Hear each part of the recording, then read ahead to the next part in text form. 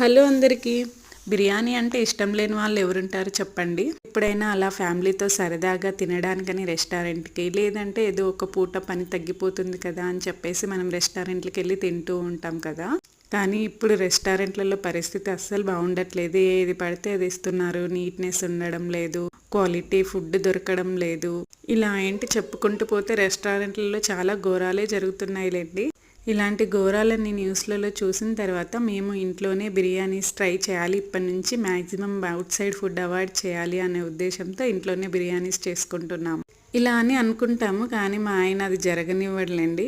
ఇలా చెప్పిన నెక్స్ట్ డేనే బయట నుంచి బిర్యానీ తెప్పిస్తాడు అలాంటి పర్సన్. అలా అని చెప్పి డైలీ ఇంట్లో చేసుకోలేము, బయటకెళ్ళి డైలీ తినలేము.